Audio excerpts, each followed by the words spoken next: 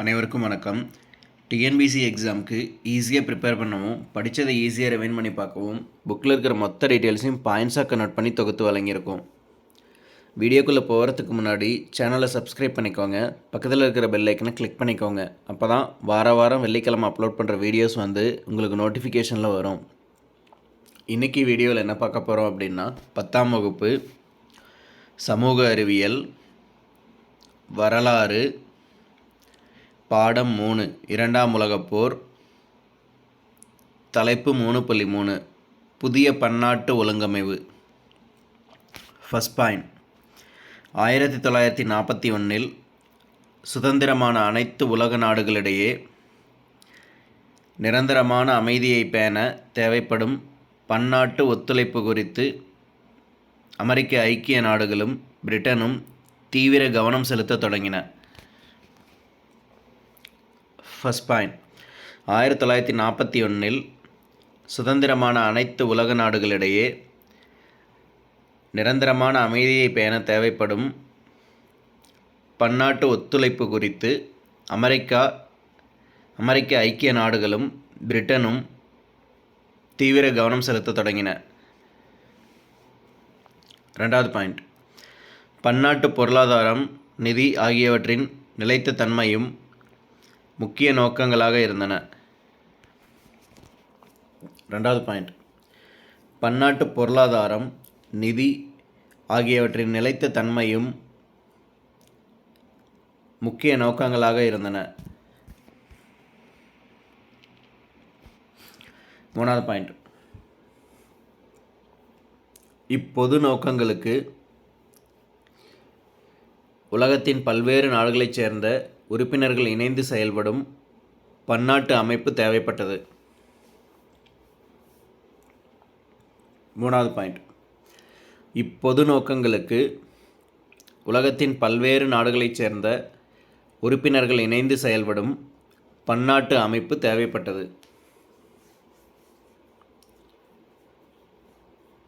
நாலாவது பாயிண்ட், இம்முயற்சியின் இறுதியாக ஐக்கிய நாடுகள் சபை, உலக வங்கி, பன்னாட்டு நிதியமைப்பு போன்றவையும் அனைத்து நாடுகள், சமூகங்கள் ஆகியவற்றின் முக்கிய அடிப்படை அம்சங்கள் குறித்து நடவடிக்கை மேற்கொள்ள அவற்றின் துணை அமைப்புகளும் நிறுவப்பட்டன. நாலாவது பாயிண்ட், இம்முயற்சியின் இறுதியாக ஐக்கிய நாடுகள் சபை, உலக வங்கி, பன்னாட்டு நிதியமைப்பு போன்றவையும் அனைத்து நாடுகள், சமூகங்கள் ஆகியவற்றின் முக்கிய அடிப்படை அம்சங்கள் குறித்து நடவடிக்கை மேற்கொள்ள அவற்றின் துணை அமைப்புகளும் நிறுவப்பட்டன. ஐந்தாவது பாயிண்ட், ஐக்கிய நாடுகள் சபை. ஐந்தாவது பாயிண்ட், ஐக்கிய நாடுகள் சபை. இதில் நிறைய சப்டிவிஷன் பாயிண்ட்ஸ் இருக்குது, 1 by 1 பார்த்துடலாம். ஃபஸ்ட்டு 5.1, ஐக்கிய நாடுகள் சபை நிறுவப்படுவதற்கான முதல் முயற்சியை அமெரிக்க ஐக்கிய நாடுகளும் பிரிட்டனும் 1941 அட்லாண்டிக் சாசனத்தின் வழியே வெளியிட்டன. 5.1, ஐக்கிய நாடுகள் சபை நிறுவப்படுவதற்கான முதல் முயற்சியை அமெரிக்க ஐக்கிய நாடுகளும் பிரிட்டனும் 1941 அட்லாண்டிக் சாசனத்தின் வழியே வெளியிட்டன.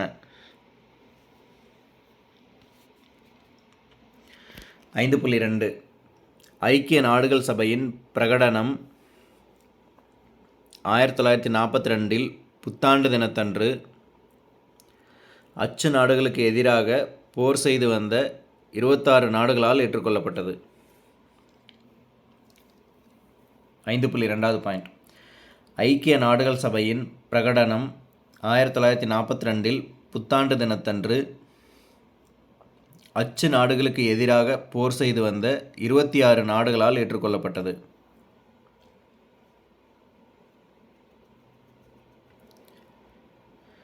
5.3வது பாயிண்ட், ஐக்கிய நாடுகள் சபையின் சாசனத்தில் 1945 ஆண்டு ஜூன் 26 51 நாடுகள் கையெழுத்திட்டன.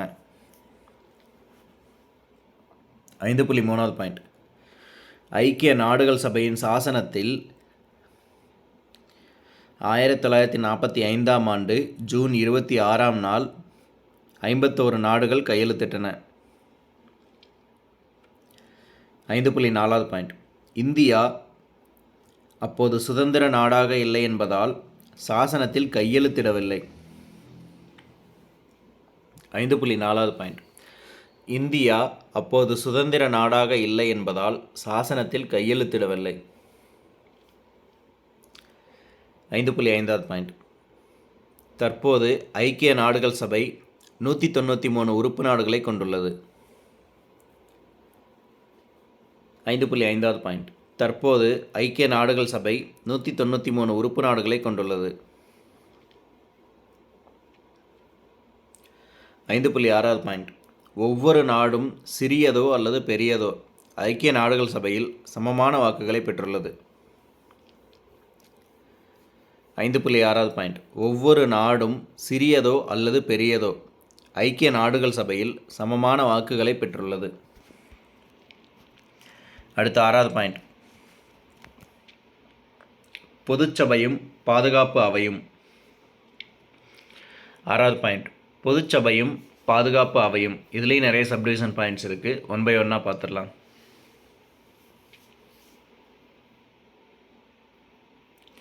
.1வது பாயிண்ட், ஐக்கிய நாடுகள் சபை ஏறத்தாழ ஏனைய அரசுகளைப் போலவே அரசுக்குரிய சட்டமியற்றுதல், நிர்வகித்தல், நீதித்துறை போன்றவற்றிற்கு நிகரான அமைப்புகளோடு செயல்படுகிறது.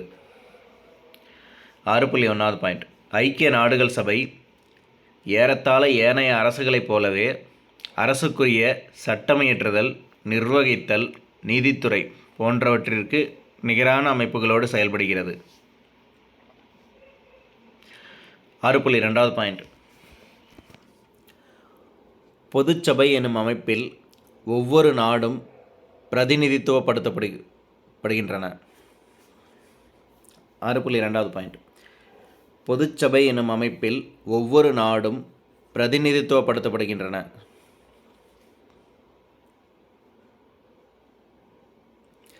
6.3வது பாயிண்ட், ஆண்டுக்கொரு முறை கூடும் இவ்வமைப்பில் நாடுகளின் நலன் சார்ந்த அம்சங்களும் முரண்பாடுகளுக்கான காரணங்களும் விவாதிக்கப்படுகின்றன. 6.3வது பாயிண்ட், ஆண்டுக்கொரு முறை கூடும் இவ்வமைப்பில் நாடுகளின் நலன் சார்ந்த அம்சங்களும் முரண்பாடுகளுக்கான காரணங்களும் விவாதிக்கப்படுகின்றன. 6.4வது பாயிண்ட், பாதுகாப்பு சபையானது 15 உறுப்பினர்களை கொண்டுள்ளது. 6.4வது பாயிண்ட், பாதுகாப்பு சபையானது 15 உறுப்பினர்களை கொண்டுள்ளது.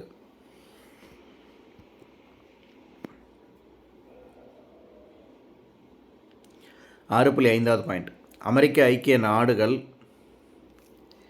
பிரிட்டன், பிரான்ஸ், ரஷ்யா, சீனா ஆகிய நாடுகள் இச்சபையின் நிரந்தர உறுப்பினர்கள் ஆவர்.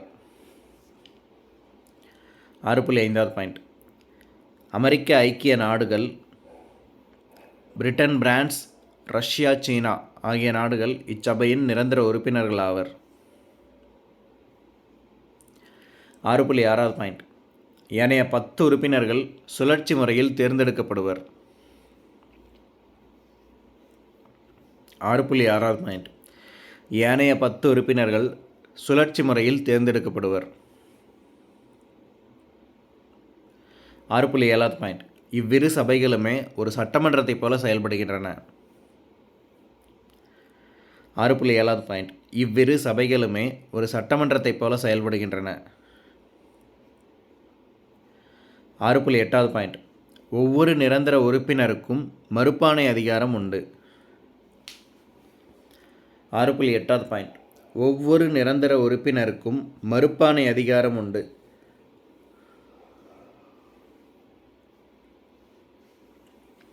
6.9வது பாயிண்ட், எடுக்கும் எந்த முடிவையும் இதன் மூலம் தடுத்து விடலாம். 6.9வது பாயிண்ட், எடுக்கும் எந்த முடிவையும் இதன் மூலம் தடுத்து விடலாம்.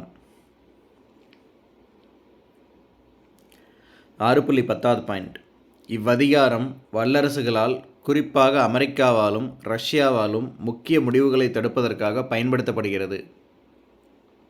6.10 பாயிண்ட்.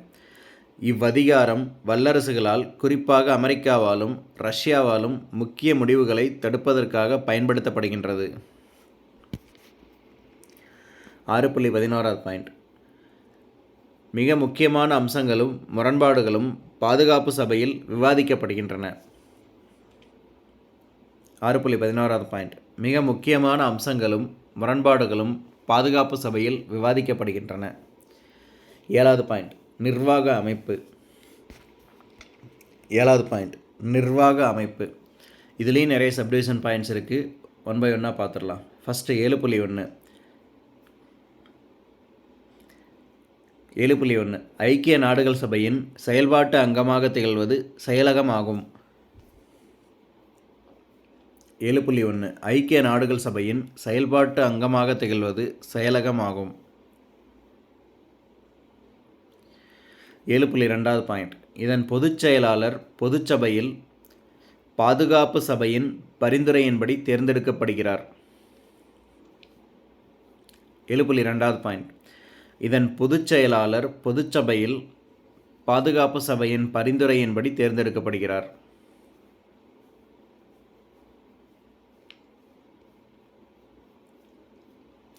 7.3 பாயிண்ட். பொதுச் செயலாளர் தனது காபினட் உறுப்பினர்கள் ஏனைய அதிகாரிகள் ஆகியோரின் துணையோடு ஐக்கிய நாடுகள் சபையை நடத்துகிறார்.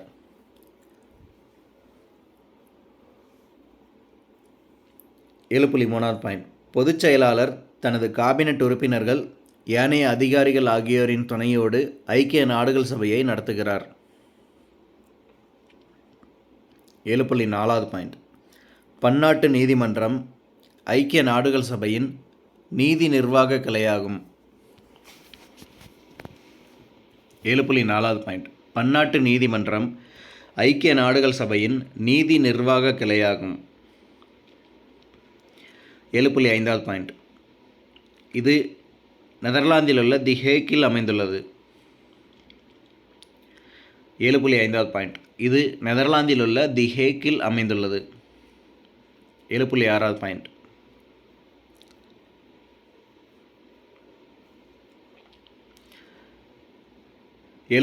பாயிண்ட். பொருளாதார மற்றும் சமூக மன்றம் எக்கனாமிக் அண்ட் சோசியல் கவுன்சில் எகோஸ்கோக் ஐக்கிய நாடுகள் சபையின் 5வது அங்கமாகும்.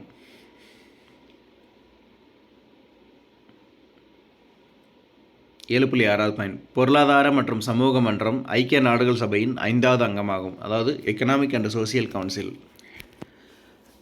எகோசோக். 7.7 பாயிண்ட்.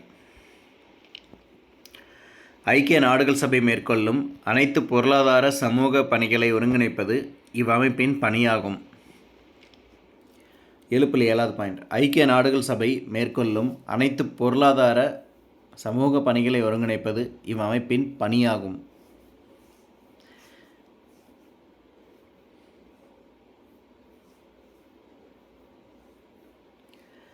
7.8 பாயிண்ட்.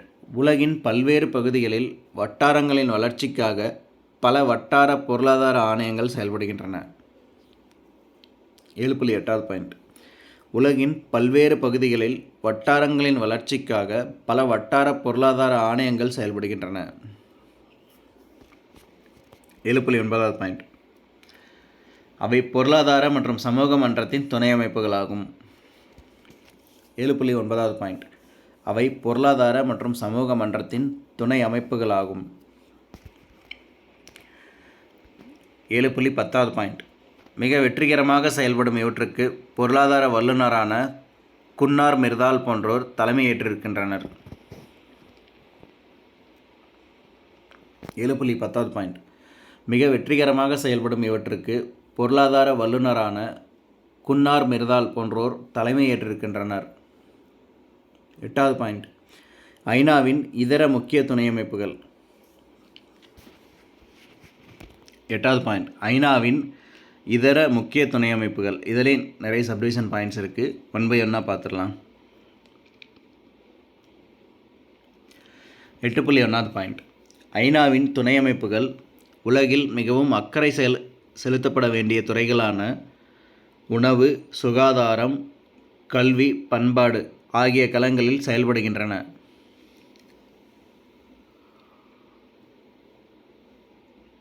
8.1வது பாயிண்ட், ஐநாவின் துணை அமைப்புகள் உலகில் மிகவும் அக்கறை செலுத்தப்பட வேண்டிய துறைகளான உணவு, சுகாதாரம், கல்வி, பண்பாடு ஆகிய களங்களில் செயல்படுகின்றன. 8.2வது பாயிண்ட், அவை 1. உணவு மற்றும் வேளாண் அமைப்பு food and agricultural organisation FAO.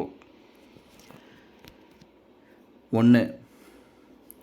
உணவு மற்றும் வேளாண் அமைப்பு food and agricultural organisation FAO. 2வது பாயிண்ட், உலக சுகாதார நிறுவனம் வேர்ல்டு ஹெல்த் ஆர்கனைசேஷன் WHO. 2வது பாயிண்ட், உலக சுகாதார நிறுவனம் வேர்ல்டு ஹெல்த் ஆர்கனைசேஷன் WHO. 3வது பாயிண்ட், ஐநா கல்வி, அறிவியல் மற்றும் பண்பாட்டு அமைப்பு. 3வது பாயிண்ட், ஐநா கல்வி, அறிவியல் மற்றும் பண்பாட்டு அமைப்பு and educational, scientific and cultural organisation UNESCO என்பனவாகும்.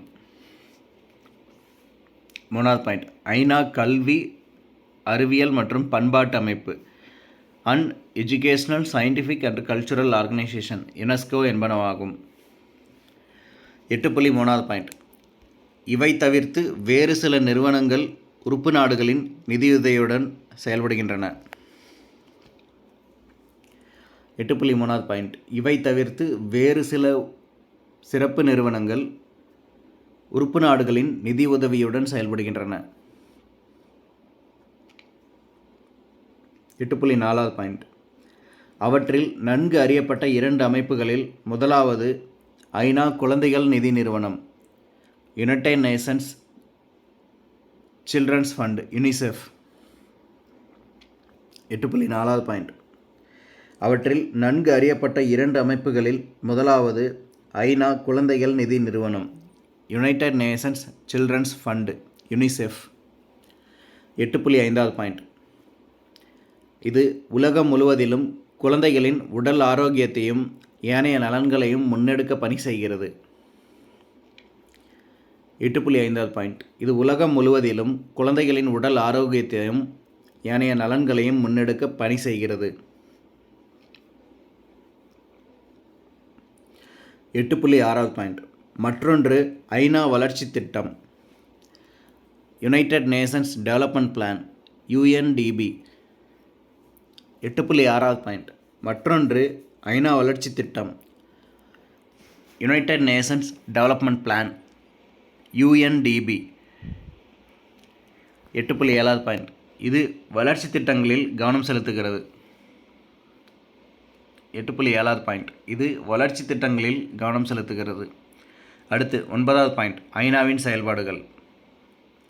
9வது பாயிண்ட், ஐநாவின் செயல்பாடுகள். இதுலேயும் நிறைய சப்டிவிஷன் பாயிண்ட்ஸ் இருக்குது. 1 by 1 பார்த்துடலாம்.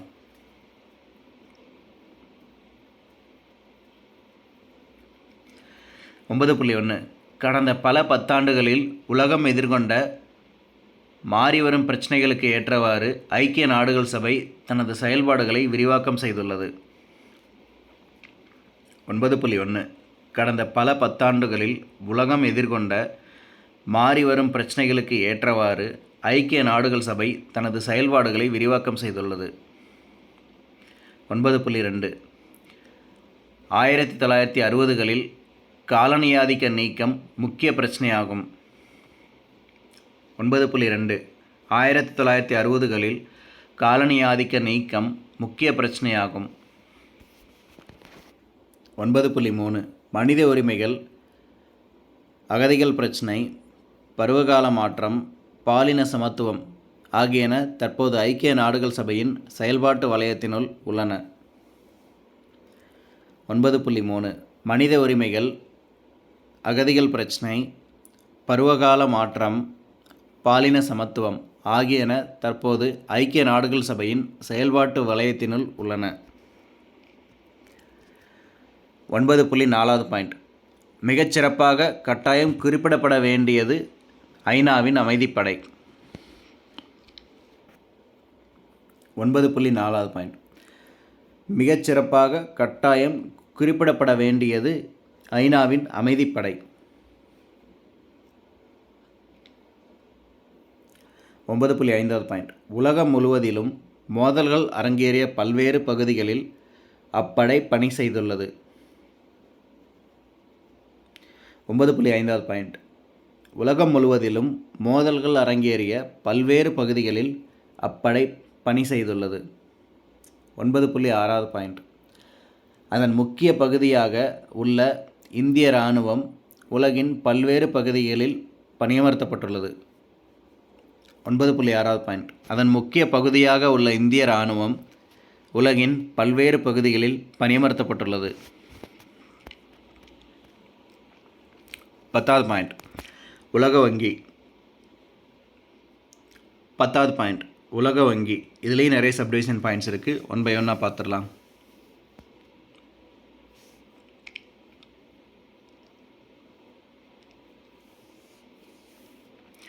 பத்து 10.1 பிரிட்டன் வுட்ஸ் இரட்டையர்கள் என குறிக்கப்படும் உலக வங்கி பன்னாட்டு நிதியமைப்பு ஆகிய இரண்டும் 1944 நடைபெற்ற பிரிட்டன் வுட்ஸ் மாநாட்டிற்கு பின் 1945 நிறுவப்பட்டன. 10.1 பாயிண்ட். பிரிட்டன் வுட்ஸ் இரட்டையர்கள் என குறிக்கப்படும் உலக வங்கி பன்னாட்டு நிதியமைப்பு ஆகிய இரண்டும் 1944 நடைபெற்ற பிரிட்டன் வுட்ஸ் மாநாட்டிற்கு பின் 1945 நிறுவப்பட்டன. 10.2 பாயிண்ட். இவ்விரு நிறுவனங்களும் அமெரிக்காவில் வாஷிங்டன் நகரில் அமைந்துள்ளன. 10.2 பாயிண்ட். இவ்விரு நிறுவனங்களும் அமெரிக்காவில் வாஷிங்டன் நகரில் அமைந்துள்ளன. 10.3 இரண்டுமே சம எண்ணிக்கையிலான உறுப்பினர்களை கொண்டுள்ளன. 10.3 இரண்டுமே சம எண்ணிக்கையிலான உறுப்பினர்களை கொண்டுள்ளன. 10.4 பாயிண்ட். ஏனெனில் ஒரு நாடு பன்னாட்டு நிதியமைப்பில் உறுப்பினர் ஆகாமல் உலக வங்கியில் உறுப்பினராக முடியாது. 10.4 பாயிண்ட். ஏனெனில் ஒரு நாடு பன்னாட்டு நிதியமைப்பில் உறுப்பினர் ஆகாமல் உலக வங்கியில் உறுப்பினராக முடியாது.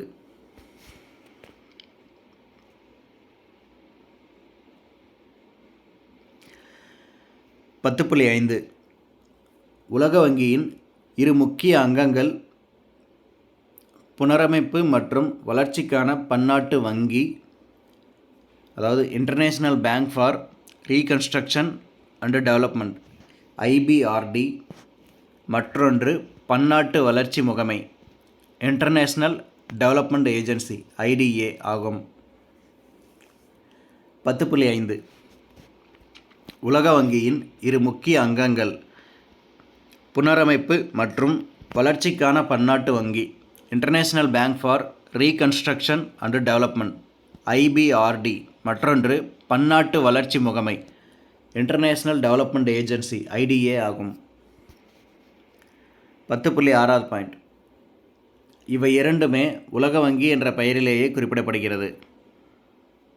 10.6 பாயிண்ட். இவை இரண்டுமே உலக வங்கி என்ற பெயரிலேயே குறிப்பிடப்படுகிறது.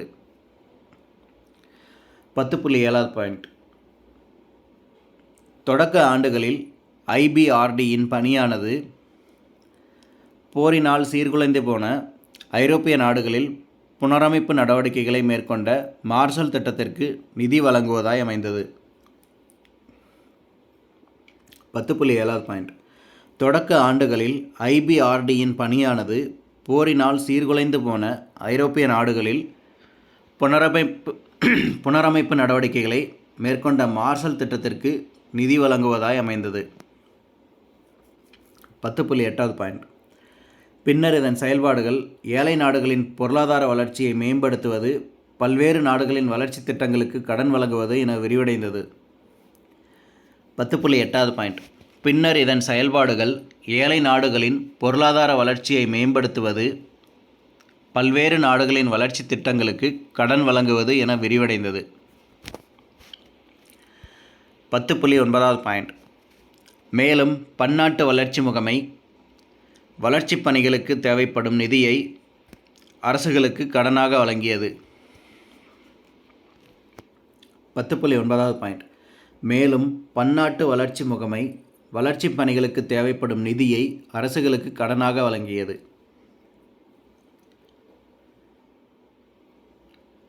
10.10வது பாயிண்ட். மிக குறைந்த வட்டிக்கு 50 ஆண்டு கால அளவிற்கு வழங்கப்பட்ட இக்கடன்கள் மென்கடன்கள் என்று அழைக்கப்பட்டன. 10.10வது பாயிண்ட். மிக குறைந்த வட்டிக்கு 50 ஆண்டு கால அளவிற்கு வழங்கப்பட்ட இக்கடன்கள் மென்கடன்கள் என்று அழைக்கப்பட்டன.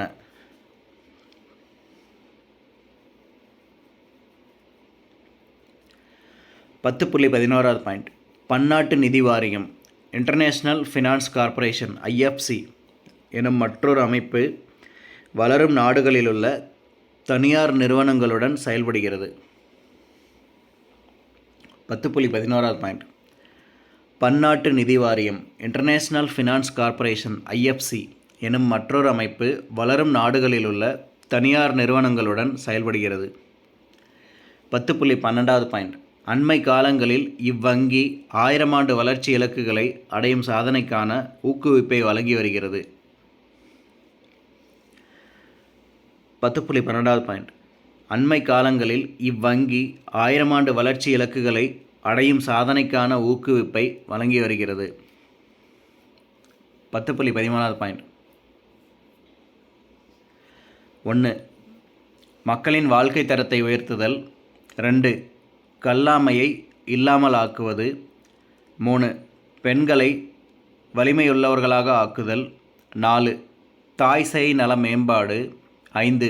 சூழியல் மேம்பாடு. 6. எய்ட்ஸ் ஒழிப்பு ஆகியவையே இதன் வளர்ச்சி இலக்குகளாகும். 10.13வது பாயிண்ட். 1. மக்களின் வாழ்க்கை தரத்தை உயர்த்துதல். 2. கல்லாமையை இல்லாமலாக்குவது. 3. பெண்களை வலிமையுள்ளவர்களாக ஆக்குதல். 4. தாய் சேய் நல மேம்பாடு. 5. சூழியல் மேம்பாடு. 6. எய்ட்ஸ் ஒழிப்பு ஆகியவையே இதன் வளர்ச்சி இலக்குகளாகும். 11வது பாயிண்ட். பன்னாட்டு நிதியமைப்பு இன்டர்நேஷ்னல் மானிட்டரி ஃபண்டு IMF. 16வது பாயிண்ட். பன்னாட்டு நிதியமைப்பு இன்டர்நேஷ்னல் மானிட்டரி ஃபண்டு IMF. இதுலேயும் நிறைய சப்டிவிஷன் பாயிண்ட்ஸ் இருக்குது. 1 by 1 பார்த்துடலாம்.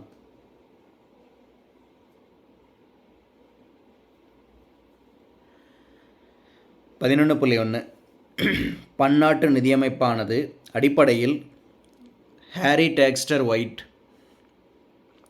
ஜான் மெனார்டு கெய்ன்ஸ் எனும் புகழ்பெற்ற பொருளாதார நிபுணர்களின் மூளையில் உதித்த குழந்தையாகும். 11.1 பன்னாட்டு நிதியமைப்பானது அடிப்படையில் ஹாரி டேக்ஸ்டர் ஒயிட், ஜான் மெனார்டு கெய்ன்ஸ் எனும் புகழ்பெற்ற பொருளாதார நிபுணர்களின் மூளையில் உதித்த குழந்தையாகும். 11.2 இவ்வமைப்பு 1945இல் 29 உறுப்பு நாடுகளை கொண்டு முறையாக தொடங்கப்பெற்றது. 11.2 இவ்வமைப்பு 1945இல் 29 உறுப்பு நாடுகளை கொண்டு முறையாக தொடங்கப்பெற்றது.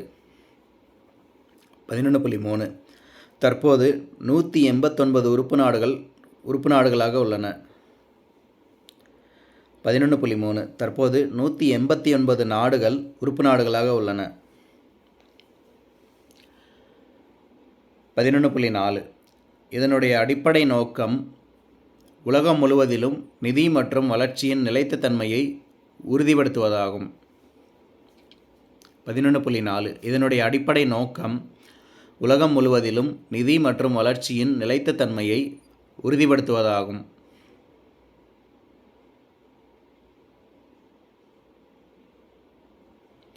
11.5 இதனுடைய முக்கிய நிகழ்ச்சி நிரல் பன்னாட்டளவில் நிதி சார்ந்த ஒத்துழைப்பை மேம்படுத்துவது, பன்னாட்டு வணிகத்தையும் நாணய செலாவணியையும் உறுதியாக வைத்திருத்தல் ஆகியவை ஆகும். 11.5 இதனுடைய முக்கிய நிகழ்ச்சி நிரல் பன்னாட்டளவில் நிதி சார்ந்த ஒத்துழைப்பை மேம்படுத்துவது, பன்னாட்டு வணிகத்தையும் நாணய செலாவணியையும் உறுதியாக வைத்திருத்தல் ஆகியவையாகும். 11.6வது பாயிண்ட்.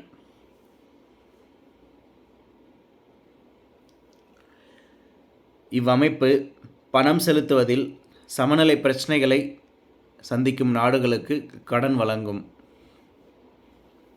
11.6 இவ்வமைப்பு பணம் செலுத்துவதில் சமநிலை பிரச்சனைகளை சந்திக்கும் நாடுகளுக்கு கடன் வழங்கும். 11.7 ஆனால் கடன் வாங்கும் நாடுகள் மீது இவ்வமைப்பு வரவு செலவு திட்டங்களை சுருக்குதல், செலவுகளை சுருக்குதல் போன்ற கடுமையான நிபந்தனைகளை சுமத்துகிறது. 11.7 ஆனால் கடன் வாங்கும் நாடுகள் மீது இவ்வமைப்பு வரவு செலவு திட்டங்களை சுருக்குதல், செலவுகளை சுருக்குதல் போன்ற கடுமையான நிபந்தனைகளை சுமத்துகிறது. 11.8 இந்நடவடிக்கைகள் பெரும்பாலும் வளரும் நாடுகளால் விரும்பப்படுவதில்லை. 11.8 இந்நடவடிக்கைகள் பெரும்பாலும் வளரும் நாடுகளால் விரும்பப்படுவதில்லை. 11.9 ஏனெனில் மக்களுக்கு மானியம் வழங்கும் பல்வேறு திட்டங்களை கைவிட வேண்டிய சூழல் உருவாகிறது. 11.9 ஏனெனில் மக்களுக்கு மானியம் வழங்கும் பல்வேறு திட்டங்களை கைவிட வேண்டிய சூழல் உருவாகிறது. 12வது பாயிண்ட். புக்கில் ஒரு பாக்ஸ் கொடுத்துருக்காங்க, அதில் உள்ள பாயிண்ட்ஸை 1 by 1 பார்த்துடலாம். ஃபஸ்ட்டு 12.1 ஐக்கிய நாடுகள் சபையின் மக்களாகிய நாங்கள் எதிர்கால சந்ததியினரை போரின் துயரங்களிலிருந்து காப்போம் என உறுதி கூறுகிறோம். 12.1 ஐக்கிய நாடுகள் சபையின் மக்களாகிய நாங்கள் எதிர்கால சந்ததியினரை போரின் துயரங்களிலிருந்து காப்போம் என உறுதி கூறுகிறோம். 12.2வது பாயிண்ட். அது நம்முடைய வாழ்நாளில் இருமுறை மனிதகுலத்திற்கு சொல்ல முடியாத துயரங்களை கொண்டு வந்துள்ளது. 12.2வது பாயிண்ட். அது நம்முடைய வாழ்நாளில் இருமுறை மனிதகுலத்திற்கு சொல்ல முடியாத துயரங்களை கொண்டு வந்துள்ளது. 12.3வது பாயிண்ட். 1 மேலும் அடிப்படை மனித உரிமைகள். 2 மனித பண்புகளை பெற்றுள்ள தனிநபர்களின் கண்ணியம். 3 மதிப்பு.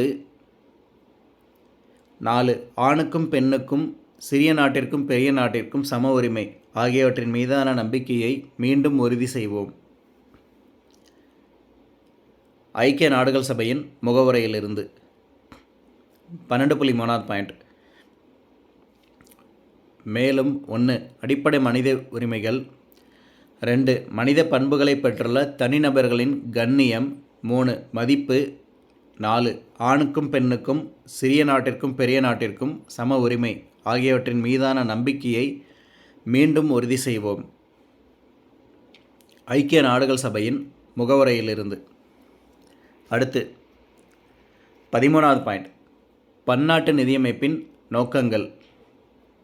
13வது பாயிண்ட். பன்னாட்டு நிதியமைப்பின் நோக்கங்கள். இதுலேயும் நிறைய சப்டிவிஷன் பாயிண்ட்ஸ் இருக்குது, 1 by 1 பார்த்துடலாம். ஃபஸ்ட்டு 13.1 உலக அளவில் நிதி சார்ந்த ஒத்துழைப்பை பேணுவது. 13.1 உலக அளவில் நிதி சார்ந்த ஒத்துழைப்பை பேணுவது. 13.2 நிதிநிலையை உறுதியானதாக வைத்திருத்தல். 13.2 நிதிநிலையை உறுதியானதாக வைத்திருத்தல். 13.3 பன்னாட்டு வணிகத்திற்கு வசதிகள் ஏற்படுத்தி கொடுப்பது. 13.3 பன்னாட்டு வணிகத்திற்கு வசதிகள் ஏற்படுத்தி கொடுப்பது. 13.4 வேலைவாய்ப்பினை பெருக்குவது. 13.4 வேலைவாய்ப்பினை பெருக்குவது. 13.5 நீடித்த பொருளாதார வளர்ச்சி. 13.5 நீடித்த பொருளாதார வளர்ச்சி. 13.6 உலகம் முழுவதிலும் வறுமையை ஒழிப்பது என்பனவாகும். 13.6 உலகம் முழுவதிலும் வறுமையை ஒழிப்பது என்பனவாகும். இந்த 13.6 பாயிண்ட்ஸோட பாடம் 3 2ஆம் உலகப் போர் தலைப்பு 3.3 புதிய பன்னாட்டு ஒழுங்கமைவு நிறைவு பெற்றது. நன்றி, வணக்கம்.